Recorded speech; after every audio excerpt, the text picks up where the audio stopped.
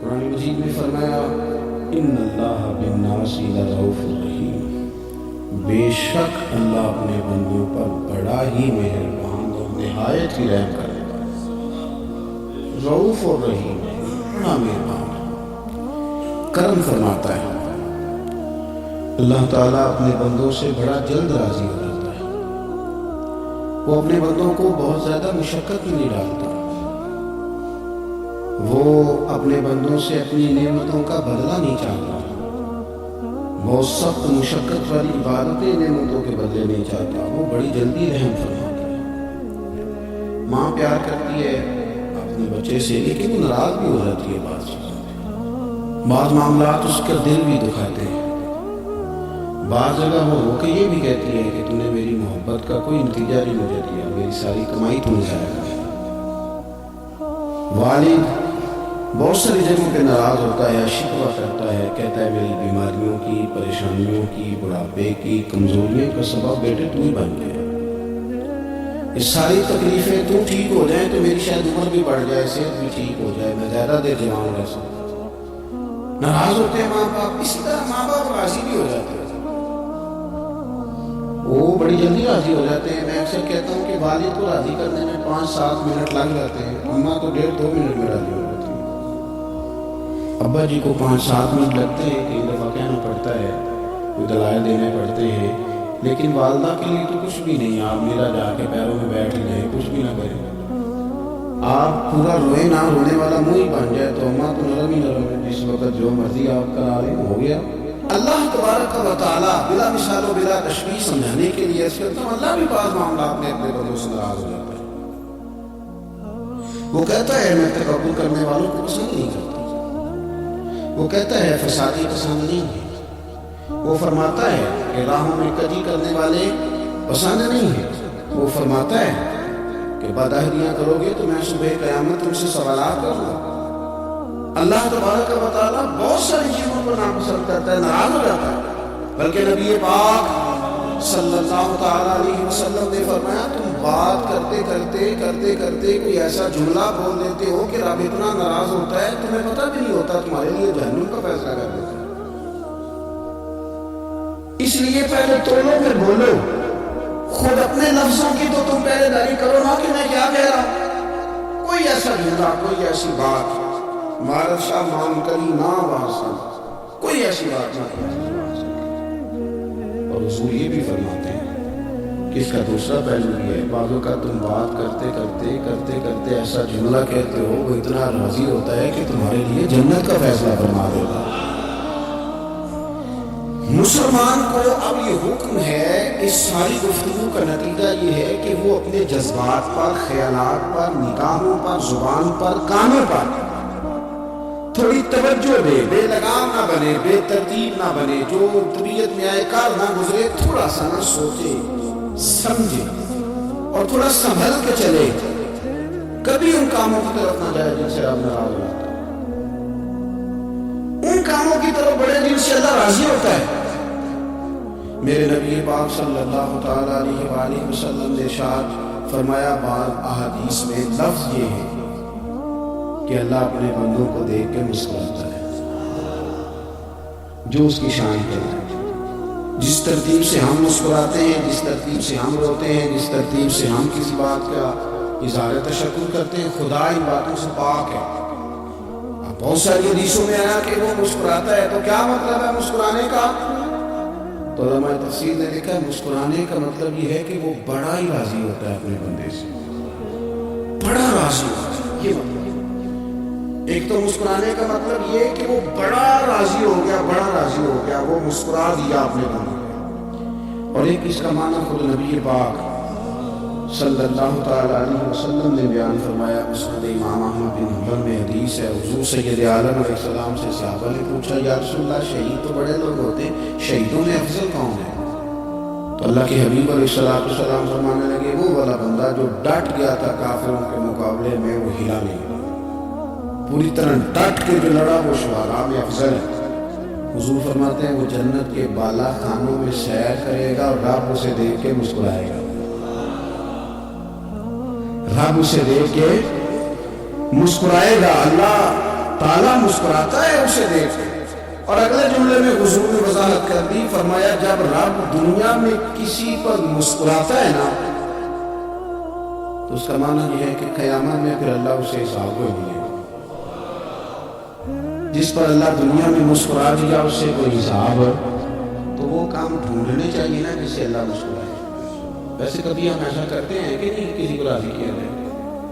یہ کام ہم کرتے ہیں کہ ہماری کمپنی کا جو سربراہ ہے وہ ہم سے راضی رہے. جس ادارے میں ہم پڑھاتے ہیں اس ادارے کا بڑا ہم سے راضی رہے. یہ کرتے ہیں ہم, اس کے لیے کچھ نہ کچھ ہیلے بہانے ہم کرتے ہیں. برادری, قبیلہ, علاقہ, بستی, لوگ کسی طریقے سے ہمارے ساتھ مطمئن رہے کرتے ہیں یہ سارے کام. اس میں تھوڑی مشکل بھی ہمیں آتی ہے لیکن کرتے ہیں. کیا کریں, گھر میں بھی کئی دفعہ ایسا ماحول بنانا پڑتا ہے. چلیں ایک اور میٹھی مثال دیتے ہیں, زیادہ سمجھ میں آئے گی. چھوٹا بچہ خوش رہے, آپ اس کے لیے محنت نہیں کریں گے. وہ چھوٹا ہے, اس کو خوش کرنا فرض ہے آپ نے. لیکن وہ کہتا ہے کہ میں نے موٹر سائیکل لینا ہے. چھوٹا ہے, چلا ہی نہیں پائے گا, تو باپ اسے بازی کرتا ہے, کہتا ہے بیٹے چھوٹا سائیکل لے لو, چل میں تجھے اڑانے والا جہاز لے دیتا ہوں. مقصود کیا ہے, کس کو ناراض نہیں کرنا, یہ روئے نہ, اس کا دل نہ ٹوٹے. اور یارو سنو نا میں کیا کہہ رہا ہوں, اگر چھوٹے بچے کے لیے وہ چیزیں ڈھونڈتے ہو, میرے ابا جی نا اپنے نواسے کے لیے کھلونا لے کے آئے تو بچہ بڑا ہی کھیلا تو ابا جی کہنے لگے لو پیسے پورے ہو گئے. بچے کو پسند بڑا ہے نا, پیسے پورے کر چھڑے نہیں. دیکھو نا جی کتنا اس کو راضی ہوا ہے. تو انسان کیا کرتا ہے کہ کوشش کرتا ہے, چھوٹا بچہ بھی ناراض نہ ہو تو وہ چیزیں وہ ڈھونڈتا ہے کہ اس کو کیا پسند ہے. چاکلیٹ لے جاؤں, فلاں چیز لے جاؤں, آئس کریم لے جاؤں. تو ایک بچے کے لیے, گھر کے لیے, سربراہ کے لیے اتنی محنت کرتے ہو تو وہ کام بھی ہمیں ڈھونڈ کے تلاش کرنا چاہیے نا جس سے رب راضی ہوتا ہے, اللہ راضی ہوتا ہے. بتاؤں وہ کون کون سے کام ہیں؟ نبی کریم صلی اللہ تعالیٰ علیہ وسلم نے ارشاد فرمایا 3 لوگ ہیں جنہیں دیکھ کے رب مسکراتا ہے. یا رسول اللہ صلی اللہ علیہ وسلم وہ کون سے؟ تو محبوب فرمانے لگے ایک وہ بندہ ساری مخلوق سوئی ہے, آدھی رات ہے, رات کا پچھلا پہر ہے, اس نے اٹھ کے وضو کر لیا, مصلی پہ کھڑا ہو گیا, خدا کی یاد میں. فرمایا اسے دیکھ کے رب مسکراتا ہے جو اس کی شان کے لائق ہے. مسکراتا ہے اللہ. یہ تو سونے کا ٹائم تھا, یہ تو گہری نیند آنے کا وقت تھا, رات کا پچھلا پہر. رات پوے تے بے درداں نوں نیند پیاری آوے, درد منداں نوں یاد سجن دی ستیاں دی آن جگاوے.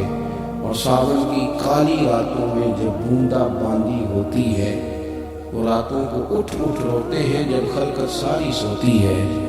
اللہ مسکراتا ہے. سننا میرے بھائی, میرے نبی پاک صلی اللہ تعالیٰ علیہ وسلم فرماتے ہیں جب مسلمان نماز کے لیے صفیں بناتے ہیں, ترتیب لگ رہی ہوتی ہے, اب اللہ کی بارگاہ میں کھڑے ہوں گے, قیام کریں گے, رکوع کریں گے, سجود کریں گے. فرمایا جب مومن صفیں بناتے ہیں تو رب دیکھ کے مسکراتا ہے. کمال ہو گئے اونٹ بندگی کا. جب بندے کو دیکھ کے رب مسکرائے, خدا بندے سے خود پوچھے بتا تیری رضا کیا ہے, مسکراتا ہے. اور میرے نبی پاک علیہ السلام فرماتے ہیں جب مجاہد جہاد کے لیے صفیں سیدھی کرتے. آج تو یہ رب کے نام پہ مر نہیں ہوگا, یہ صفوں میں کھڑے ہوں گے, ترتیب سے لڑیں گے, ترتیب سے گلا کاٹیں گے, کافروں کا یا شہادت لیں گے. فرمایا جب جہاد کے لوگ صفیں بناتے ہیں تو رب انہیں دیکھ کے مسکراتا ہے. کتنے نصیبوں والا وہ بندہ ہے جسے دیکھ کے مسکرا دیا. او یار کبھی تیرا بیٹا تیرے سامنے مسکرائے نا چھوٹا, تو تیرا دل باغ ہو جاتا ہے. تیری ماں بیمار کسی ایک دن صحیح طرح ہنس پڑے تو طبیعت خوش ہو جائے. مجھے بتاؤ نا جس کا راضی اسے دیکھ کے ہنس پڑے جو اس کی شان کے لائق ہے. کیا اس بندے کے نصیبے ہیں, کیا اس کے مقدر ہے. آپ اس مقام پر اپنے آپ کو لائیں. اب ہے نا یہ حدیث آپ نے سنی, اب ہم نے نا اس طرح سبھی نہیں بنانے کی طرح ظاہر کیا. اب ذرا سبھی بھی شوق سے بنائیں, آپ ذرا تھوڑا سا شوق پیدا کریں گے. بھئی یہ تو میں وہ کام کرنے لگا ہوں جسے دیکھ کے رب مسکراتا ہے. نبی پاک صلی اللہ علیہ وسلم نے فرمایا جب کوئی بندہ توبہ کرتا ہے, ہم توبہ کا رٹا لگاتے ہیں, یا اللہ میری توبہ یا. اور توبہ کا تو مطلب یہ ہے کہ پچھلے گناہوں سے پکی توبہ, آج کے بعد یہ غلطی نہ کرنے کا پکا وعدہ. تو نے ساری شب برات رو کے گزاری ہے، 50 بجے جوڑنے کا ارادہ ہے تیرا؟ آج کے بعد رشوت تو نہیں نہ لے گا، ملاوٹ تو نہیں نہ کرے گا، یہ توبہ ہے۔ اور اگر سارے کام اسی طرح کرنے تو پھر کہ توبہ کا رٹا ہے، جتنا مرضی لگاؤ۔ حضرت علی بن ربیعہ رضی اللہ تعالیٰ عنہ فرماتے ہیں میں مولا علی کے ساتھ تھا، مقام حرا کی طرف جا رہے تھے، حضرت علی نے ہاتھ اٹھا کے دعا مانگی ہماری تعلیم کے لیے، ورنہ حضرت علی ہم صحابہ کو محفوظ عن الخطا تو مانتے ہیں، ہاتھ اٹھا کے کہا اے اللہ ہمارے گناہ بخش دے، تیرے علاوہ کوئی معاف کرنے والا نہیں۔ اور پھر حضرت علی آسمان کی طرف دیکھا اور دیکھ کے نا حضرت علی بن ربیعہ کو تو مسکرائے۔ حضرت علی بن ربیعہ کہنے لگے حضور مسکرائے کیوں؟ وہ فرمانے لگے ایک دن میں حضور کے ساتھ اسی طرح آیا تھا، اسی طرح حضور نے دعا فرمائی تھی ہماری تعلیم کے لیے، اور پھر حضور مجھے دیکھ کے مسکرائے تھے اور فرمایا جب کوئی بندہ رب کی بارگاہ میں اس طرح استغفار کرتا ہے تو رب مسکراتا ہے اور مسکرا کے فرماتا دیکھ لو میرے بندوں کو پتا ہے کہ میرے علاوہ معاف کرنے والا کوئی نہیں، انہیں پتا ہے، تم اس کی بارگاہ میں رجوع تو لاؤ، آؤ تو صحیح توازو لے کر۔ اقبال کہتے ہیں کہ موتی سمجھ کے شان میں کریمی نے چن لیا، قطرے تو گرے میرے کئی وفاد کے، دو میں نے آنسو بہائے تھے تو اس کے کرم نے تو موتی سمجھ کے چن لیا۔ سنو نا حضور اس استغفار کو اللہ کو یار رات کو توبہ کر کے سونا چاہیے ہمیں۔ کچھ غلطیاں ہم کرنا نہیں چاہتے پر ہم سے ہو جاتی ہیں، کچھ دل ہم توڑنا نہیں چاہتے پر وہ ٹوٹ جاتے ہیں، ہماری مجبوری ہوتی ہے ٹوٹ جاتے ہیں۔ رات کو اس کی بارگاہ میں ہاتھ باندھ کے کشکول طلب دراز کر کے خوب استغفار پڑھنا چاہیے کہ مالک بندے ہیں تو کیا کریں، نفس کا ساتھ ہے، دنیا کا ساتھ ہے، خواہشات نفسانیہ، مالک معاف کر دے، درد سے توبہ، رسم نہ ہو، کہانی نہ ہو، لفظ نہ ہو، جملے نہ ہو، اور جناب ایسے لوگوں کے بیچ بڑے ہاتھ باندھ کے اور بڑا کوئی ضرورت نہیں، آپ اکیلے اپنی چارپائی پہ بستر کے اندر منہ دے کے بھی درد سے کہے جناب معاف کر دے تو وہ تو مہربانی بڑھا۔ میرے نبی پاک صلی اللہ علیہ وسلم مثال دیتے ہیں، فرمایا ایک آدمی صحرا میں جا رہا، صحابہ سے حضور خطاب کر رہے ہیں، فرمایا ایک آدمی صحرا میں جا رہا تھا، اس نے اپنی اونٹنی پہ کھانا پانی پیسے ہر چیز رکھی ہوئی تھی، صحرا تھا بہت بڑا، درمیان صحرا کے گیا تو تھوڑا سا سستانے کے لیے آرام کرنے کے لیے اونٹنی سے نیچے اترا، اب اس نے اونٹنی کی لگام اونٹنی کی نکیل اپنے سرانے کے نیچے رکھی، ہاتھ کے ساتھ پکڑی اور سو گیا۔ تھوڑی ہی دیر کے بعد جب اس کی آنکھ کھلی تو دیکھا اونٹنی غائب ہے۔ صحرا میں وہ پیدل نہ آگے جا سکتا ہے، نہ پیچھے جا سکتا ہے، نہ دائیں نہ بائیں، کھانے کو روٹی نہیں، پینے کو پانی کا قطرہ نہیں، تھوڑا ادھر بھاگا ادھر بھاگا، تھک گیا۔ کئی معمول فرماتے ہیں وہ پوری طرح نڈھال ہو گیا اور مایوس ہو گیا، مایوس ہو کے دوبارہ اسی جگہ کے لیٹ گیا جہاں پہلے لیٹا تھا، انتظار کرنے لگا کہ اب موت ہی آئے گی، آخری وقت ہے، نہ میں پیدل یہ صحرا کراس کر سکتا ہوں، نہ پیچھے جا سکتا ہوں، نہ کھانا ہے نہ پانی ہے، سوائے موت کے کوئی سہارا نہیں۔ حضور فرماتے ہیں وہ رستے میں دوبارہ لیٹ گیا، اچانک اس نے رخ بدلا تو اونٹنی سامنے کھڑی تھی۔ حضور نے صحابہ سے پوچھا بتاؤ نا اسے بھلا کتنی خوشی ہو؟ یا رسول اللہ اسے نئی زندگی مل گئی ہے۔ آپ دیکھیں نا سارے ڈاکٹروں نے کہہ دیا کہ اس کے تو گردے میدا جگر ہر چیز ختم ہے، گھر لے لو خدمت کرو، ہر طرف پریشانی ہے۔ وہ بندہ بھی سمجھ گیا ہے کہ آخری وقت آ گیا، کل جاؤں پرسوں جاؤں، تیاری ہو گئی، سب لوگ آ گئے، باہر والے بھی آ گئے، یہ ماحول ایک عجیب رنگ اختیار کر گیا۔ اچانک ایک ڈاکٹر نے آ کے کہا نہیں نہیں غلطی لگ گئی، مجھے بتائیے انداز کیا ہوتا ہے؟ بغیر دوائی کے بندہ اٹھ کے کھڑا نہیں ہو جاتا، او میں تو بچ گیا ہوں۔ نبی پاک صلی اللہ علیہ وسلم فرمانے لگے اس کی اونٹنی مل گئی، بتاؤ بھلا اسے کتنی خوشی ہوگی؟ یا رسول اللہ وہ تو دوبارہ دنیا میں آ گیا۔ حضور فرمانے لگے اسے کچھ بھی خوشی نہیں ہوئی، جب کوئی رب کا گناہگار بندہ آ کے توبہ کرتا ہے رب کو اس سے کئی گنا زیادہ خوشی ہوتی ہے۔